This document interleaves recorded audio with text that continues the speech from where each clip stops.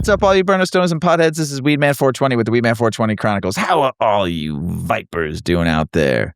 Mrs. Weedman? Mr. Weedman? How the hell are you? Fantastic. I love it. Hey, all you vipers out there in the world, hopefully you're smoking some big fat doinks where you listen to the show. Mrs. Weedman and I are about to get normal, but before we do, we're going to be bringing you and covering the latest and greatest in cannabis news, research, health, science, political news, international news, and then Mrs. Weedman is going to end it with some amazing cannabis culture. Now, let's get normal with some tiger's eyes grown and given to us by our friend Igneous, who we haven't smoked a strain for him in a hot minute here. And I will tell you this strain is amazing, and it stunk up our house every time we opened the jar up. So, Tiger's Eye, bred by Compound Genetics and grown by our homie Igneous, is an indica-dominant hybrid cannabis strain created by crossing Joker's 31 and Gastropop. It features loud aromas, high resin production, heavy yields, and frosty, colorful buds. It's loud, pungent, and sharp with savory, sweet, and minty undertones reminiscent of a complex herbal dessert. Effects are deeply relaxing, powerful body and mind experience, typically of a heavy hitting indica dominant strain. And I'd like to thank our homie Igneous for throwing to the cause, because he knows how to fucking grow some amazing weed. Holy smokes. It is really good. And while I'm smoking this Tiger's Eye given to us by our friend, Mrs. Weedman is going to tell you a little bit about 8decades.com. Yes, head on over to 8decades.com. That's EIGHT. The word spelled out, and there you will find our cannabis lifestyle brand. We developed a beautiful smoke set. It's all 16-gauge stainless steel. It's really cool. Check it out. We also have storage jars, grinders, steamroller pipes. We've got hemp clothing, tote bags, pins, stickers, all the good stuff. And then while you're there, click on the tabs and read more about us and what we do here with our advocacy, and check out the Weedman420 tab, and you'll see some swag there. There's some cool shirts and pins and stickers there as well. If you sign up for our newsletter, you'll get a free shipping on your first order. So head on over to 8decades.com. Yeah. And as Mr. Weedman always says, if you support the show by supporting 8 Decades, we get to pay Shoddy, our producer. That's right. Tiger's Eye, ladies and gentlemen, all you burner stoners and potheads out there, I will tell you this. So good. We smoked it last night. And I tell you what, you like crawled up in a ball on the couch. Yeah. I was slumped. And I wound up crawling and laying on your hip and falling asleep until it was time to go to bed. So thank you, Igneous, for throwing to the cause. It was definitely a much needed slump. Oh, yeah. Yeah. Oh, good. yeah. Mrs. Weedman and I have been working on the barn with our son, Paulie, the last couple months, getting the electrical work done and stuff. And we had to tear down an old closet bathroom on Sunday, and while Paulie was doing the electrical work, and because we have a wedding coming up, and we're having the wedding in our barn. Our son Paulie's getting married. And I tell you what, Mr. Weedman and Mrs. Weedman, I don't like using power tools when I destruct. When I'm into destruction, I just give me a hammer, a sledgehammer, a hammer, and a crowbar, and I'll get through that shit. And my head and a fist and an elbow, maybe in a knee. Yeah, well, that didn't apply in some of these situations. No, but I used what? What did I use the whole time? Tap on nails. What did I use the whole time? The crowbar. And what else? And a hammer. That's it. And you said, let me use the hacksaw. Power. And I said, nope. And Mr. Weedman tore that shit down, didn't I, Mr. used the Weedman? hacksaw. You used it a couple times, but I refused to touch. That's just because you don't know how to use it. I know how to. that's if you know how to use it. I do know how to use it, but I choose not to because I want to manually labor stuff. Get these forearms busting, get these biceps a growing, get the head a pounding. And I did. Well, talk about manual labor today. I got to pull all of the 4-inch long, freaking like number. These people like to use nails. 16 nails that were in every board, driven into every board.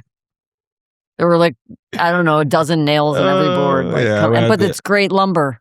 So it's like you can't You saved a lot of lumber. Yeah. Good for you. I mean, it's great. Good luck to that. That was a I was project. working today, so Mrs. Weedman had to work on the barn by herself. So it's coming along nicely. We're looking forward to it, and it's a lot of work. And like I said, I was sore Monday. My body was sore. I mean, we worked on that bathroom, and it was like dripping hot. Oh yeah, it was hot. Dripping hot. It was fun though. I enjoy it. If you ever want to hire me to destruct anything, I'm your guy. I love demolition work.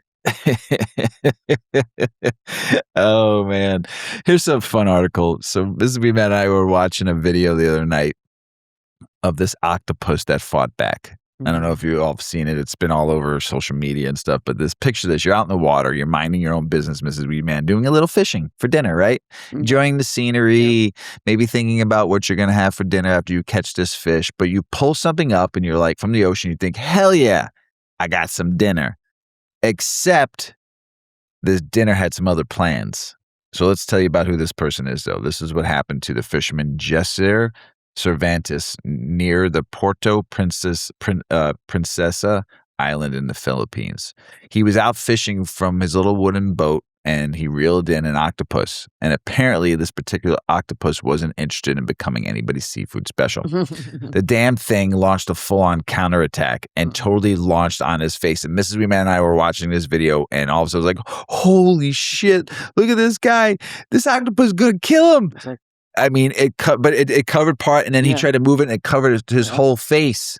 His whole face. I mean, this thing was suffocating him, and they have beaks. I don't know if you've ever seen octopus beak. Those things can crack crab shells, clam shells, like hard mollusks. I mean, just like hard shells. They can crack like it's nothing. These beaks. Imagine if it like got in your face, Ms. Weedman, and just started pincing your nose. What would you do? I'd be freaking out. Would you try to like pull it off you? Or would you just be freaked out? What if it wouldn't come off? I don't know. I almost feel like trying to pull it off would make it worse. Well, he grabbed the bamboo. Like, just be calm, and then it would just be like, okay, nope, bye. Not this thing. This thing is like, no, I ain't fucking around. I'm gonna. Because that guy had energy, and he was trying to pull him off. He kept on trying to pull him off, and then he got the like that. Octopus is like, I'm fucking strong. Yeah, and he was, and he got that bamboo stick, and he started whacking it, and it still didn't even do anything. No. Like, because imagine if he would have whacked it, and he whacked it like this way. And hit himself. Because he was whacking on its side of his, it wasn't getting any like leverage. It wasn't really doing anything. He should have put his hand up against the octopus and started hitting it. But I tell you what, that octopus fucked this dude up. I mean, this dude was like suffocating, and while this dude was trying to peel it off his face, this octopus just said, screw you, man. I ain't letting you eat me. I ain't letting you eat me. So finally he got him off. And the octopus fell back into the ocean and swam away. But this dude's face was like red and puffy, and this thing had the tentacle like suckers marks on his face and shit. This dude got messed up, and it really got me. After all that, he threw the octopus back into the ocean, right? So, but I think there's a lesson, Mrs. Weedman, for us for all this. Mother Nature said, "Oh, you want to catch something? Cool. Catch these fucking tentacles." Pow, pow, pow, pow, pow, pow, pow. Yeah, Mother Nature says, leave nature alone. Leave the octopus alone. They might be cute, but don't touch them. Shawty, our producer, loves octopus. She has a couple, I think one nice big tattoo of an octopus on her arm, I think. And I don't know if she saw this video, but she'll hear this, so she'll have to watch it. It's pretty good video if you haven't seen it, man. This octopus, man, fuck this dude up. Good for the octopus. You ready to get the show started? Sure. All right, let's do this. This story takes us on a pretty heavy territory, but it's also giving us an interesting look at how cannabinoids might affect one of the most brutal symptoms of PTSD nightmares. This article could THC help cure nightmares tied to horrific memories. From the Miami Herald, looks like a new research from Germany investigating whether THC could help people suffering from trauma-related nightmares. Before anybody hears the words THC and nightmares and thinks, wait a minute, doesn't weed make you dream less? Well, that's kind of the point. Researchers at the Charité University Medicine Berlin want to know whether THC could specifically reduce nightmares experienced by people with PTSD. These aren't your typical, I dreamed I showed up to work without pants nightmares. We're talking about repeatedly relieving horrific or traumatic experiences while they're asleep. For someone with PTSD, going to bed can actually become something they fear because sleep means potentially being thrown right back into the worst experience of their life. That's terrible. Yeah. The researchers focused on THC because it interacts with the body's endocannabinoid system, which plays a role in things like sleep, stress, and emotional memory. The theory is that during REM sleep, the stage where those intense dreams occur, THC may reduce dreams activity and dampen some of those stress responses associated with those traumatic dreams. Right. To test that theory, researchers enrolled more than 170 people with PTSD who were experiencing frequent, intense nightmares. For 10 weeks, participants took either prescription dronabinol, a THC medication derived from the cannabis plant, or identical-looking placebo every evening before bed. And this is where proper, randomized, double-blinded, placebo-controlled study, meaning neither the participants nor the healthcare providers knew who was getting the THC and who was getting the placebo. After 10 weeks, the difference was pretty damn interesting. On an 8-point scale measuring nightmares burden, the people taking dronabinol saw scores drop by an average of 3.7 points compared to the 2.2-point reduction in the placebo group. Now, placebo effects can absolutely be real, especially when you're dealing with something as subjective as sleep and nightmares, but the THC group still came out significantly better. More than 1/3 of the people taking dronabinol reported that their nightmares completely disappeared. That's 1/3, everyone. Another 21% said their nightmares burden had been cut by at least half. And about 5 out of the 6 participants taking dronabinol said their overall health had noticeably improved. That's pretty substantial response. Don't you think, Mrs. Weedman? Yeah. I'd say. That's great. And here's where we need to pump the brakes before somebody starts thinking THC is now the official cure for PTSD. Okay? The research found that the THC treatment appeared to have specific effects on nightmares and sleep, but it didn't conclusively improve the overall severity of PTSD or accompanying depression. In other words, the THC wasn't necessarily erasing the trauma. It may have been helping people stop relieving the trauma every night. And honestly, that's still a pretty big deal. Imagine carrying a horrific memory around during the day, finally falling asleep exhausted, and having your brain hit the replay button at 3 a.m, over, and over. If you can't interrupt the cycle and actually allow somebody to sleep, you're potentially giving that person something incredibly important: rest. The researchers also reported that there were no severe side effects associated with medication during the study. There were some mild to moderate effects, including dizziness, headaches, and increased appetite. And researchers didn't observe withdrawal symptoms with the treatment when the treatment stopped. But they aren't declaring victory yet. The next question is whether THC remains an effective, safe over a longer period of time, or whether people develop tolerance and need more of it to get the same effect. And that's a really important question when they're talking about THC as a medication, because we've seen this movie before. Something works incredibly well initially, the body adapts, and suddenly we're asking whether the dose needs to increase or whether the benefit starts fading. So the researchers want to investigate the long-term picture. But for now, the study gives us something pretty damn interesting to talk about. We're not looking at THC as some magical cure for all PTSD. We're looking at a very specific potential therapeutic effect, helping people escape the nightmare loop. Imagine being in that nightmare loop over and over and over again, awful. just like something that traumatic that happened in your life. My gosh, for all you people out there dealing with that, please. On that note, PTSD, can I interject for Sure, 1 go ahead. second? There's a wonderful program. It's offered here in Chicago at Rush Hospital. I suppose it's offered at other hospitals that have veteran centers. It is a private hospital, not a county hospital, so it's not like a government program.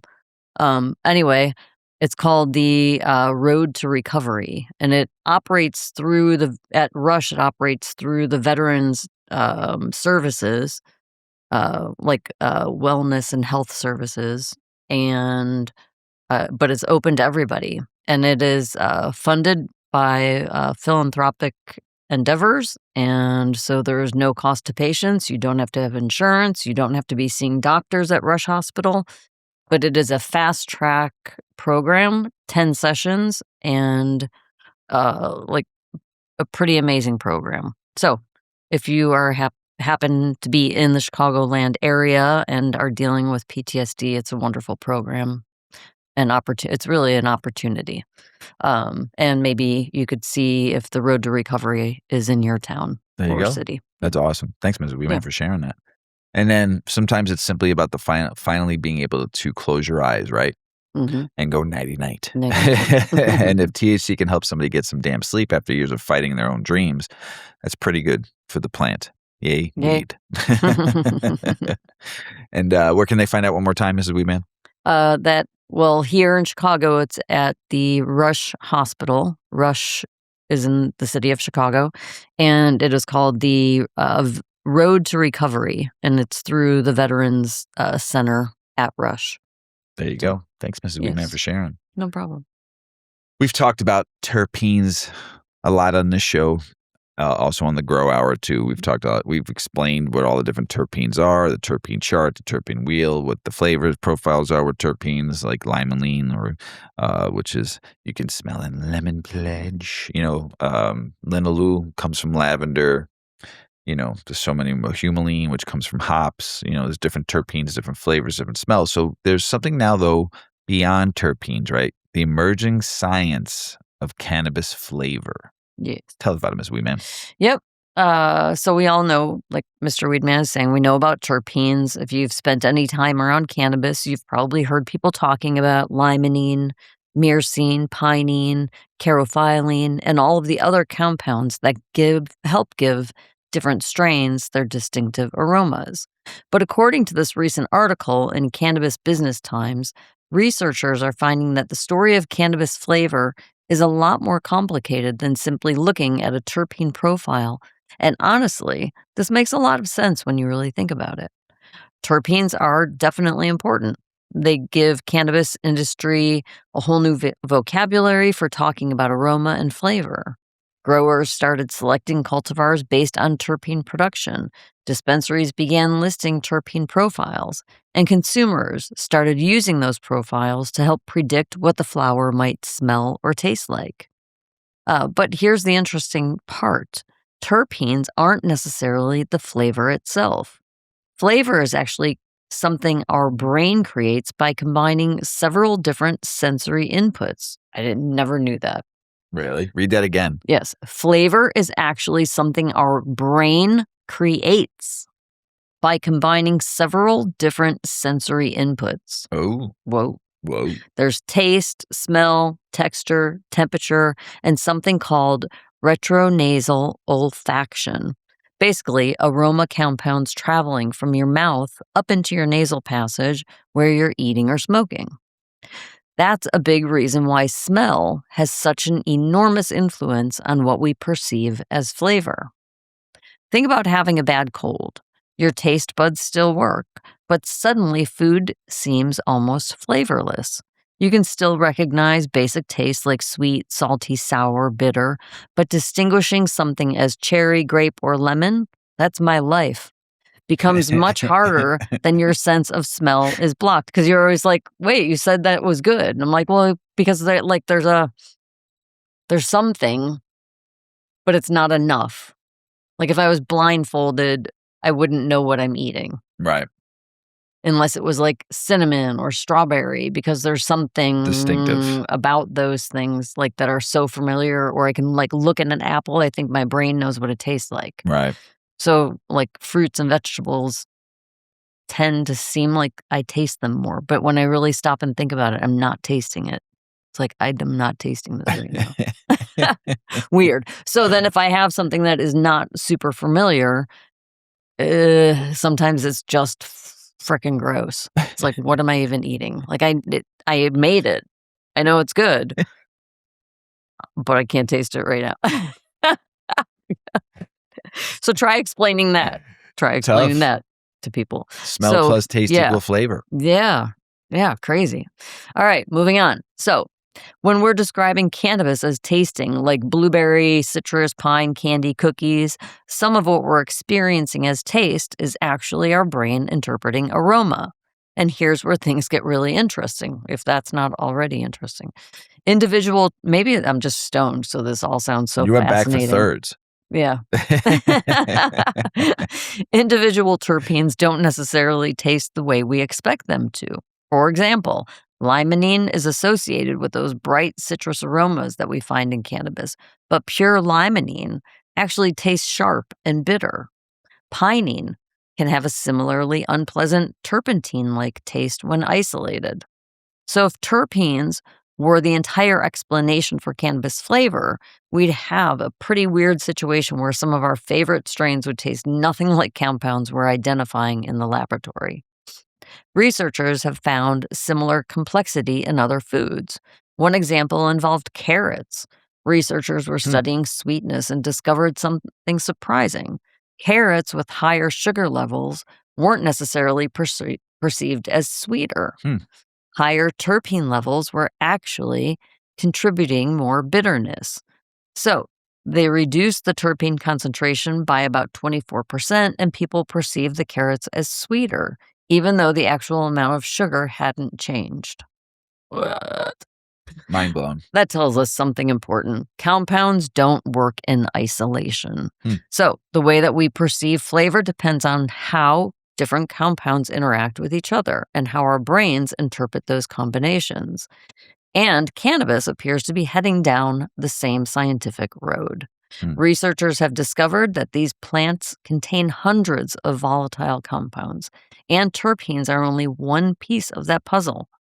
Scientists are beginning to look more closely at things like esters, sulfur compounds, flavonoids, and other volatile molecules that may exist in extremely small quantities, but still have a noticeable impact on what we smell and taste. Some of these compounds may amplify a terpene, others may suppress it or completely change the way we perceive it. And that could explain something every cannabis consumer has probably experienced. Two strains can have very similar terpene numbers on a laboratory report, but smell or taste completely different. So when we're looking at a cannabis label and seeing a terpene percentage, we're getting useful information, but we're probably not getting the complete flavor picture. And that could eventually change how cannabis is grown, bred, tested, and marketed. There you go. Instead of simply trying to grow the plant with the highest possible terpene percentage, breeders may eventually be looking at a much larger chemical fingerprint, one that includes all of the other compounds working together. And I think that's where things can get really exciting. Yeah. So anyway, this goes on and on. This is my narrowing it down. So the next time someone hands you a strain and it's like, oh, it's super citrusy, it must be high in limonene. They're not necessarily wrong. They're just telling you one chapter of the story. The bigger picture is that cannabis flavor appears to be the result of a whole chemical orchestra, with terpenes playing some very important parts, but definitely not playing the entire song. We've talked about this too in prior episodes. That was not much of a summary. I'm sorry. I thought it was a good summary. We've talked about terpenes, we've talked about cannabinoids, terpenes, but we've also talked about flavonoids, flavorins, esters, and other compounds that we've talked about in this plant. It's a very, very crazy, complex plant that has more than just, when you're hearing now today, because it's what we've talked about, buzzwords, right? Buzzwords. High THC percentage was big. We're over testing over 30%. Total active cannabinoids, blah, blah, blah, blah, blah. Total active THC, 28.9%, 32. Indica, sativa, hybrid. Right. And then it went into everyone started talking about everybody's right. And everyone started talking about terps. We're testing at 2 to 4% terps and blah, blah, blah. Okay, great. Cannabinoids. Right. But they always forget there's so much. Now, the next buzzwords, once people start hearing flavonoids, oh, we're testing at this. And then all of a sudden you'll hear, oh, our flavorins are this. And then our esters are this. It's just all these buzzwords. And granted, I'm proud that we're focusing on some other things, but not just cannabinoids. We're focusing on terps for flavor and smell. And we're focusing on flavonoids and esters and flavorins and stuff. So, and there'll be more. We're going to discover more. It's going to be great. This plant has so much to offer. We've talked about how THC in the last episode, how THC was formed over millions of years. It didn't start off that way, So it's just an incredible plant. And you know why, Mrs. Weedman? Because there's angels in the leaves. I'm so baked. I don't want to smoke more. Mrs. Weedman had a big day today. I think I'm just going to collapse. We've been working. We've been working it, especially this one across the table for me. She's been working it. I got a few bumps and bruises. Oh, man. Bruised hand, bruised foot. missed the wall and hit her leg. Oh my God. Checking out at Menards today. Oh. A jar of spray expansion foam rolled off the counter right onto my foot on the same exact ball of my foot that a whole piece of plywood landed on the edge, and I thought my foot shattered. You need to start wearing combat boots, or steel toes. Jeez, steel toe boots. Oh my God. You should. Oh, so I could have even more hot flashes. Lose a toe, hot flashes. I thought I lost something today. You just But begin they're all there. bangs and bruises, Mrs. Weedman. We're gonna call her. We're gonna call her the Bruiser moving forward. Bruiser. The Bruiser, because she's bruised all the time. Not because she can bruise people. She's bruised. We're just gonna call her Bruiser. I heal fast. Yeah, you do. You do heal good. fast for someone who's been getting beat up lately. Yeah. But you're working hard though. You're wearing a hard. You don't even wear a hard hat. You don't. Where's a hard hat? I don't know, when they're doing home projects. Let's talk about why you should wear a hard hat. Oh, because I hit my head on the steel beam. So Mrs. Weedman was up on a ladder. I've got a Okay, let's talk about why you should wear a hard hat. Dent. Okay, versus why you don't wear one. I don't know if I have a dent or a huge No, it's a bump. knot. It's a big fat knot, like the old cartoons when you get Tom and Jerry when you get bug, it boinks out. Mrs. Weedman was on a ladder fixing some BX, right? What were you fixing up there? Wiring. And all of a sudden I'm hammering something off nails, right? All of a sudden I hear the bang. And I look, I'm like, you okay? What happened? I'm fine. And you look like literally you were going to fall off the ladder. You saw stars. 100% you saw stars. I just face planted right into the side of an eye. Paulie was there because he's doing the electrical work for us, and Mrs. Weedman's learning and doing it too. I looked at him and he's like, and he just shook his head. No, not good. Not good. He didn't know what to do. He was just kind of like, I'm just gonna Paulie's our son, and if you're just listening to the show, he's our son. He was part of the first 6 episodes or 4 episodes when we first started the show. So, and yeah, you got a knot. You got a nice bump on that front of the forehead, like a sleeve stack sticking up a little bit. Oh, shit. All right, now. We're taking cannabis conversation from the bedroom to the gym. Oh. And maybe onto the football field, basketball court, and weight room. The next story is from Marijuana Moment, and the article is called CBD has potentially performance-enhancing properties in sports and may help athletes recover after exercise, study shows. And yeah, the headline is definitely going to make some athletes' ears perk. Researchers from Universidad of Nacional in Costa Rica reviewed 70 peer-reviewed studies looking at CBD and potentially effects on people involved in sports. And what they found was pretty damn interesting. CBD appears to have anti-inflammatory, Ms. Weedman took some today, pain-relieving, neuroprotective, and anti-anxiety properties that could potentially help athletes with recovery. Ms. Weedman, you took it today, right? Yeah. And we also have some CBD balm, which we'll be putting on your back tonight. Now, let's be clear right out of the gate. This doesn't mean CBD has officially been proven to make you faster, stronger, or even better at your sport. The researchers themselves say they need more clinical trials before they can make the claim. But there are several pieces of this puzzle that caught their attention. One of the big ones is recovery. Anybody who's ever pushed themselves hard in the gym knows that the workout isn't necessarily the hard part. Sometimes what happens afterwards, your muscles are screaming, you're sore, everything hurts. Usually about 3 or 4 days later when you have a good leg workout. And walking around the next day like somebody replaced your joints with the rusty hinges. CBD has demonstrated anti-inflammatory and analgesic, meaning pain-relieving, properties in previous research. The review suggests those effects could potentially make CBD useful for athletes dealing with exercise-related soreness, inflammation, and recovery. The researchers also pointed to evidence involving muscle function. One animal study that reviewed found that CBD intake was associated with structural and functional improvements in muscles, suggesting the possibility of improved muscle recovery. And then we've got the nervous system. CBD has been studied for neuroprotective and anti-anxiety related effects, which could be especially interesting for athletes because physical performance isn't just about muscles. Your brain is part of the equipment too. If you're anxious before competition, stressed out, dealing with pain, or struggling to sleep, all of that can potentially affect how you perform. And sleep is another area researchers are watching closely. Some studies have found promising evidence that CBD can improve sleep quality, and that's potentially important because recovery doesn't stop when you leave the gym. A huge part of the physical recovery happens while you are sleeping. So you've got pain, inflammation, anxiety, muscle recovery, and potentially sleep all sitting around the same conversation. That's a pretty interesting combination. The review also notes that CBD has been associated with reduced resting blood pressure, which the researchers say could have implications for athletic performance and weight regulation. But, and this is a big but, and I cannot lie, we're still missing something really important. Large controlled human trials specifically designed to measure athletic performance. The researchers are basically saying, okay, we're seeing some promising signals here. Now let's actually put this stuff to the test.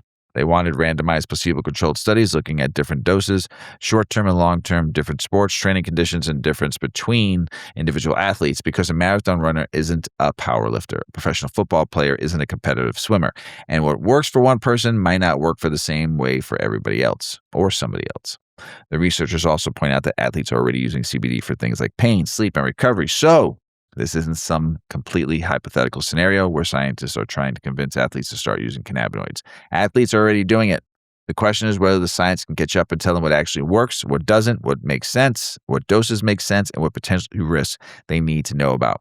And the sports world is definitely becoming more open to cannabis conversation. It's a pretty dramatic change from old school attitude of cannabis. Absolutely not. We're moving toward a more complicated conversation. What exactly does each cannabinoid do and what it can actually help? And that's where I think this research gets really interesting, because CBD doesn't get you high.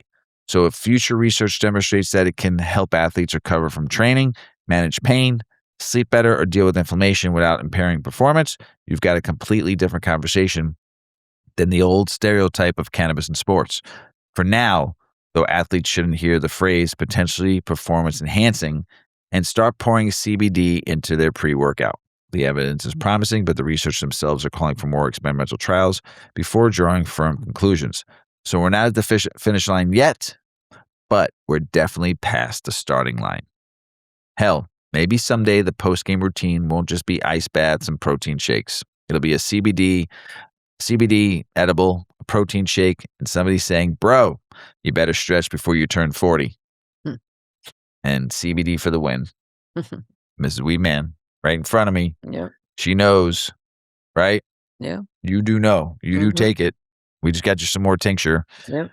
And it's a great ratio. You know, what is it, 2-to-1 ratio? No, it's like Well, it's 20-to-1. 20-to-1. Yeah. There you go. That's a good one from Mrs. Weedman. Yeah. Like I always said, you need a little THC, 1 milligram, to give that CBD a kickstart in the ass to get the whole body feeling good. Right? So now Mrs. Weedman is going to tell you a little bit about medical marijuana improves pain, sleep, and anxiety in women with endometriosis while also reducing opioid use. This study shows. Tell us about it, Ms. Weedman. Yeah. Wish me luck here. I can't even see straight right now. This study caught my attention because it looks at something a lot of women deal with, but don't always get effective treatment for: endometriosis and the chronic pain that comes with it. The article from Marijuana Moment reports on a new study looking at what happened when women with endometriosis began using medical cannabis. Endometriosis is a chronic condition where tissue similar to the lining of the uterus grows outside of the uterus. It can cause significant pelvic and abdominal pain, scarring, problems with fertility, and a whole range of symptoms that can seriously interfere with everyday life. For this study, researchers followed 101 women diagnosed with endometriosis who were using cannabis-based medicinal products through the UK Medical Cannabis Registry. The women were followed for 24 months, with researchers collecting information at the beginning of the study and then again at 1, 3, 6, 12, 18, and 24 months. And the results were pretty interesting. Over that 2-year period, participants reported sustained improvements in pain, quality of life, sleep, and anxiety. So we're not just talking about pain relief here. The researchers found improvements in how much pain interfered with their lives, as well as how they were sleeping and their levels of anxiety. And one of the things that really stood out to me was their medication use. The study found that prescribed opioid use decreased at both 18 and 24 months. That's great news. Yeah. By the end of the 2-year period, 26.1% of participants had experienced what researchers considered a clinically significant reduction in their opioid use. Looking at the overall numbers, the average prescribed opioid doses dropped from about 19.9 milligrams of oral morphine equivalent per day at the beginning of the study to 14.8 milligrams per day after 24 months. That's not saying that cannabis completely replaced opioids for these women, but it does suggest that some patients were able to reduce how much opioid medication they were prescribed while using medical cannabis. And the women weren't all using the same cannabis product either. The products included dried flower, vape cartridges, topical ointments, sublingual oils, and oral pastilles. So this wasn't simply a study where everybody smoked the same strain and researchers checked the results. It better represents the kind of cannabis product patients are actually using in a medical setting. The researchers also reported that cannabis was generally well tolerated, with what they described as a favorable adverse event profile. This was an observational study, and there was no control group. That means that researchers can't definitively prove that cannabis itself caused improvements. The researchers also pointed out the possibility of selection bias because participants were recruited through a private, self-paying medical cannabis clinic and weren't randomly selected. This is encouraging evidence, but it's not the same as a randomized clinical trial proving that cannabis treats endometriosis. Still, a 2-year follow-up showing continued improvements is worth paying attention to. An earlier study in 2024 found that women with endometriosis rated cannabis as the most effective self-management strategy for reducing symptom intensity among the options they were using. Here in Illinois, endometriosis was recently added as a qualifying condition for the state's medical cannabis program. If cannabis can help someone manage their pain, sleep better, reduce anxiety, and potentially decrease their reliance on opioids, it's certainly worth further studies. And honestly, for women who have been told for years to simply deal with the pain, having another potential tool in the toolbox is pretty significant. Yeah, it is. That's Yeah. great. Good Yeah. stuff. Yay, weed. Yeah. Political, state, and business news. Congress is getting ready to fight over the future of hemp-derived THC drinks. A bipartisan bill from Reps Andy Barr and Angie Craig would keep certain hemp THC products federally legal while adding age restrictions, labeling requirements, tax, and federal regulation. Several major alcohol retailers and wholesalers are backing federal legalization would preserve hemp-derived THC beverages while regulating and taxing them similarly to alcohol. Supporters argue prohibition wiped out a growing beverage category and her business is already selling the products. The House has advanced the KIDS Act, legislation designed to strengthen online protections for minors, but cannabis businesses are concerned because the measure could restrict platforms from facilitating advertising involving cannabis products when minors are involved. The bill passed the House 267 to 117. Protecting kids is good. Accidentally making cannabis marketing disappear into the internet abyss, not so much. Texas hemp businesses and landlords are facing another round of uncertainty as the state's tougher THC rules reshape the market. Now new restrictions include 0.3% total THC limit, higher licensing fees, and stricter compliance requirements. Retailers say large portions of inventory may have to disappear or be reformulated. Man, the laws right now, since it passed, like if you have like one gummy, you get like almost a year in prison. That's crazy. That's nice. For hemp-derived THC. Wow. You know, it's crazy. A new study finds Massachusetts cannabis consumers have concern about product potency, taxation, and how marijuana tax revenue is being spent.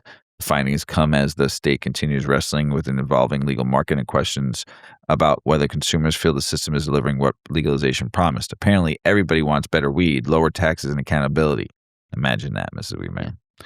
A federal judge has allowed Texas restrictions on hemp-derived THC products to remain in place while legal challenges moves forward. Texas has already imposed strict rules covering total THC testing, labeling, and registration and sales. For hemp operators, that means the legal uncertainty continues while the court battles play out. Nothing says business plan like waiting for a judge to decide your inventory future. A Michigan Republican lawmaker is pushing to repeal the state's marijuana tax, increasing a rising cost and industry pressure contributed to cannabis business closures. Michigan's industry is already dealing with a 24% wholesale marijuana tax, with lawmakers debating whether the tax structure is making survival harder for operators. Obviously, this is not the first. There's multiple stores closing in Michigan right now. And one other congressman or somebody in the government in Michigan said, but if we cancel that, we're not going to have any money to fix our roads because that's why we raised it 24%. So you rather business close. Yeah. You just can't take it from the regular tax. Right. You do almost $3 billion a year. Can't you just take it from that tax? You're already taxing cannabis.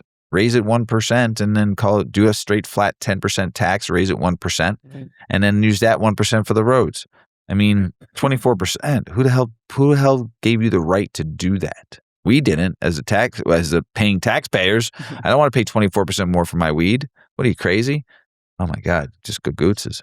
New York's cannabis market is still very much a work in progress, with regulators, businesses, and consumers continue to navigate an expanding, complicated legal marketplace. The state has been made progress opening licensed stores, but operators still face competition from unlicensed sellers and ongoing regulatory challenges. Kentucky farmers and hemp businesses are urging Congress to delay upcoming federal restrictions on intoxicating hemp products. Industry supporters argue that changes could devastate farmers, manufacturers, and small businesses that invested under the existing federal framework. Kentucky's hemp community wants more time for the lawmakers to create workable regulations instead of flipping the legal switch overnight. Federal marijuana rescheduling could create major changes for cannabis trademarks and intellectual property protections. Moving marijuana to Schedule 3 could improve the legal landscape for business seeking to protect brands, products, and other intellectual property, although major federal conflicts remain. For cannabis companies, protecting the logo may finally become almost as important as protecting the stash. Trademark that shit. Everyone. Cannabis companies are getting another reminder that raising and spending investor money is to be done carefully, even in the industry operating under complicated federal laws. 2 federal cases highlighted serious consequences involving alleged investor fraud and security violations, including more than $30 million in penalties in one case. Yikes. Now, money. I'm passing that joint back over to you, Mrs. Weedman. Yep, I've got some more political, state, and business news. Illinois adult-use cannabis retailers may soon have another business opportunity, applying for the sale of medical cannabis. The move would allow participating retailers to benefit under potential DEA changes while also accessing different tax treatment. For Illinois operators, that could mean another revenue stream and a more favorable tax picture. Ohio's legal recreational marijuana market has passed a $1.5 billion sales mark as the state entered its 3rd year of adult use cannabis. The milestone highlights strong consumer demand, although businesses continue navigating taxes, regulations, and competition. Virginia retailers are scrambling to deal with new hemp restrictions that cap THC levels and threaten existing inventory. Businesses say products that were legal when purchased may no longer qualify under the new rules, creating major financial headaches.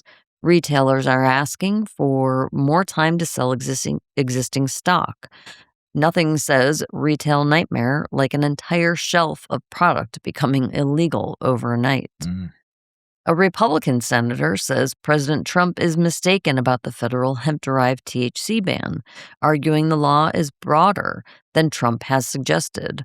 The dispute highlights growing confusion inside Washington over exactly which hemp products will remain legal when the new federal restrictions take effect. With federal marijuana policy potentially shifting, some Wyoming lawmakers are revisiting whether the state should legalize cannabis. You think? Supporters say federal declassification could make legalization more politically and economically feasible, while opponents remain concerned about public health and regulation. Wyoming may be known for wide open spaces, and lawmakers are finally opening some space for the cannabis conversation. Woohoo! A national cannabis advocacy organization is warning about a continuing gap in nutrition education for medical cannabis patients. The group says patients often receive little guidance about nutrition and wellness while using cannabis therapeutically. The broader message is that cannabis care shouldn't happen in a vacuum. Wow.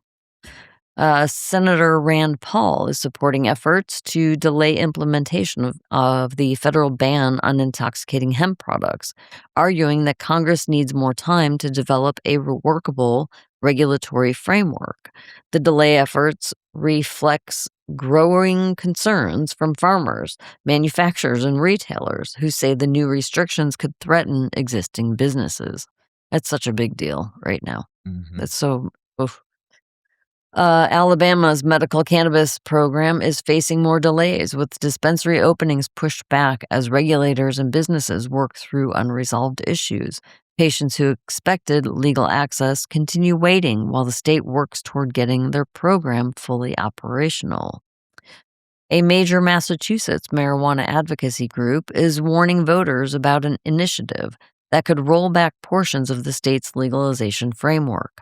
Supporters of legalization say reversing established policies could hurt consumers, businesses, and public revenue. The debate shows legalization isn't necessarily permanent just because the ink dries. As interstate cannabis commerce becomes a bigger possibility, industry experts say the legal market has a major problem to solve first: consistency.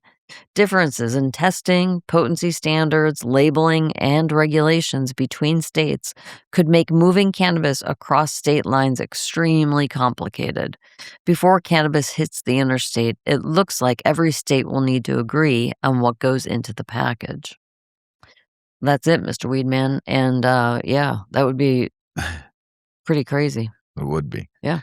Medical cannabis use is growing rapidly among older Americans. Physician Peter Greenspoon reported that seniors now represent about 25.8% of the medical cannabis patients, while another 34.5% are between 50 and 65. He argues doctors need better cannabis education so patients aren't relying on dispensary employees for medical guidance. Grandma's getting educated, and apparently she's not messing around. North Carolina's Supreme Court has upheld a ruling allowing cannabis odor to be considered with determining probable cause for a search.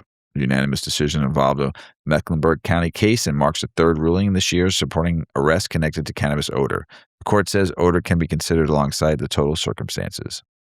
Curaleaf has launched an unsolicited $272 million bid for cannabis, Aurora Cannabis, offering $4 per share, about 45% premium over Aurora's 30-day average. Curaleaf says the combined company could generate about $1.5 billion in annual revenue, $350 million in adjusted EBITDA, and at least $40 million in savings.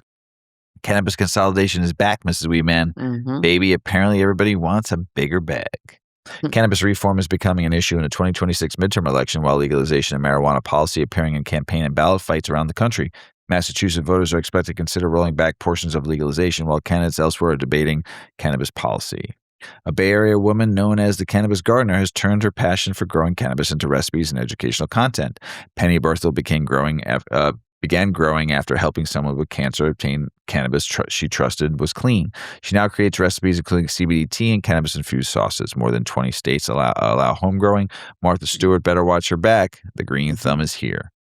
Hawaii has cracked down on hemp-derived THC products, removing intoxicating hemp gummies, drinks, vapes, and pre-rolls from more than about operated under the federal loophole. One Oahu business owner says 4 locations and about 20 jobs are at risk. The state's medical market also allows patient numbers decline 16% during 2021, and they're getting whacked with that tropical storm Lala, I think it's called. There was a lot of flooding there. Hawaii, I hope you're safe. People be safe, please, please, please. We pray for you out there. Also, Indiana got whacked with a huge flood to Indianapolis down there. Oh my God, I saw someone's house. Oh, It was just like, somewhere like right outside Indianapolis. It was pretty bad down there too. And there was a bunch of earthquakes too here in the United States, a few getting hit and storms all over the place, man. Oh man, be safe out there. Plus, just be safe, people, please. The Illinois Department of Agriculture has revised the definition for cannabis facility modifications and alterations. New guidance distinguishes structural changes, operational changes, and cosmetic work help license determine which product regulatory review. Changes involving doors, building systems, security equipment, and cannabis workflows can trigger different requirements in Illinois. Cannabis, even moving a damn door, can become paperwork. Georgia regulators are proposing rules allowing medical cannabis to be delivered directly to patients through the USPS, and private carriers such as FedEx and UPS officially say federal rescheduling makes the delivery pathway possible. Let's go, Georgia. A new Yale Budget Lab analysis estimates a federal marijuana tax could generate $57.9 billion over 10 years, with the estimate potential potentially reaching $111.3 billion if remaining states also legalize. That's a lot of billions. The analyst notes the federal legalization could shift economic activity from the underground market into taxable businesses. Uncle Sam finally found a way to get his cut of the green. And that is political, state, and business news, everybody. Mr. Weedman? Mr. Weedman. Why low-dose cannabis is becoming the industry's growth engine. Yep. This next article is one from Forbes, and I thought it was an interesting look at how the cannabis industry may be changing its strategy. For years, it seemed like the cannabis industry was playing one big game. How much THC can you put into a product? More THC meant more potency, and for a long time, potency was one of the biggest selling points. But according to this article, the industry is moving in the opposite direction. Instead of constantly chasing higher THC numbers, some cannabis companies are betting that low-dose, precisely measured products, especially beverages and gummies, could be the next major growth opportunity. And the reason isn't necessarily that experienced cannabis consumers suddenly don't want strong products. It's because the industry is trying to reach people who've never really considered cannabis in the first place. We're talking about adults who may be cannabis curious, but are intimidated by the idea of taking a product that is extremely potent and not knowing exactly how it's going to affect them. So the article talks about two companies who are building their businesses around lower dose products. One CEO describes low-dose cannabis as a major growth engine because the next stage of the legal industry isn't necessarily about getting existing consumers to consume more. It's about bringing new consumers into the category. And beverages seem to be especially important. Think about it from the perspective of someone who doesn't normally use cannabis. A 5 milligram THC beverage can seem a lot less intimidating than walking into a dispensary and trying to figure out which flower, concentrate, or edible is going to send you to the moon. A beverage also fits into being something people already understand. It's a drink. You know how to consume it. You can see how much THC is in it. And at least in theory, you can control the experience more easily. One cannabis executive described seeing longtime cannabis consumers changing their habits too.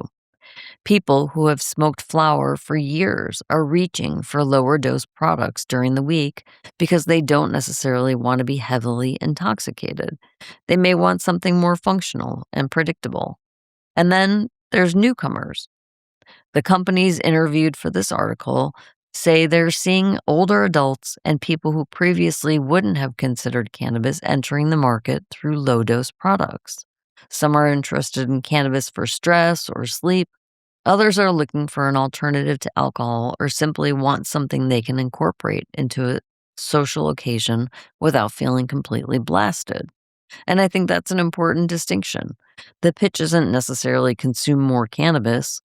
It's more like, here's another way to experience cannabis, and you get to decide how much. The article describes this as removing what could be called psychological barriers to cannabis. For some people, the biggest concern isn't whether cannabis is legal or whether they can find it. It's just fear that they may have heard a story about someone taking too much, having an uncomfortable experience, and never wanting to touch cannabis again. Low-dose products potentially address that fear by giving consumers a clearly measured amount and encouraging the familiar idea of start low and go slow. The goal isn't necessarily to make everybody a consumer. One of the executives quoted in the article makes a point that normalization isn't about encouraging more consumption. It's about giving adults informed choices and products that consistently deliver the experience that they're expecting. And that may actually be one of the biggest challenges for the cannabis industry: consistency.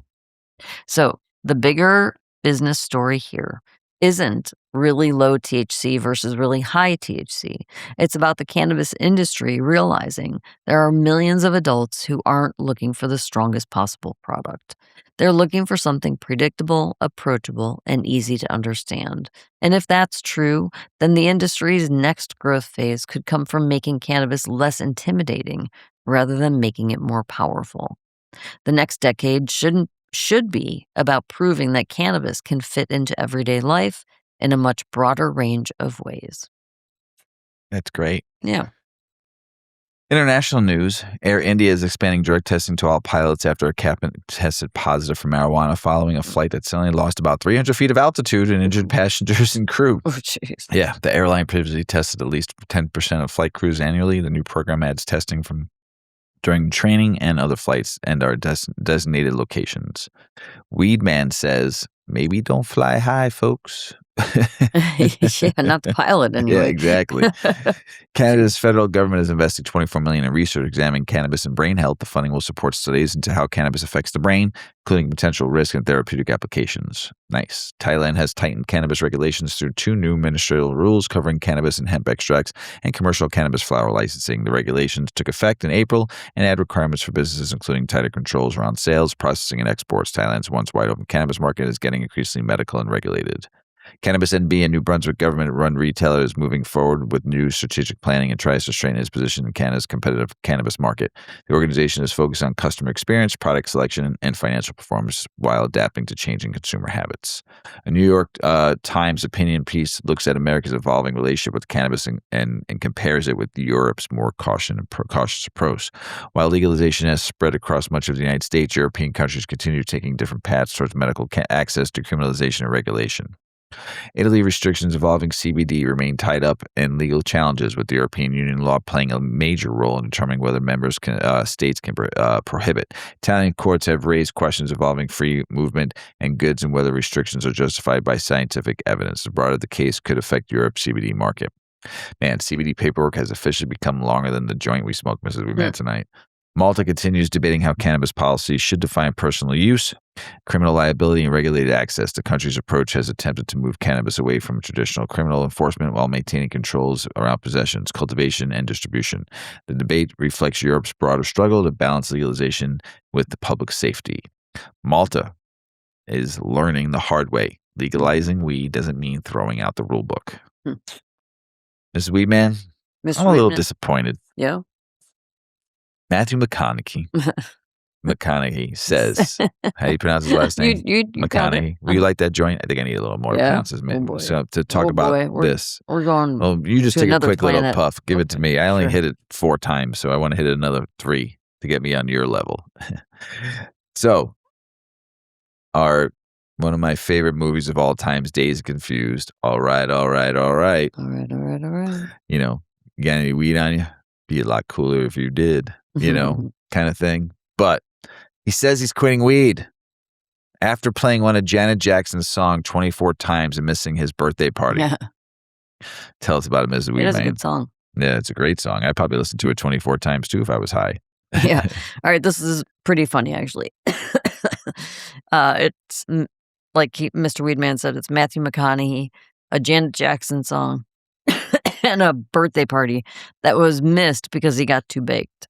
According to the article, McConaughey recently told Rolling Stone about a memorable experience that ultimately convinced him to stop smoking weed. Apparently, it all started with That's the Way Love Goes by Janet Jackson. That's the way love goes. Woo. Such a good song.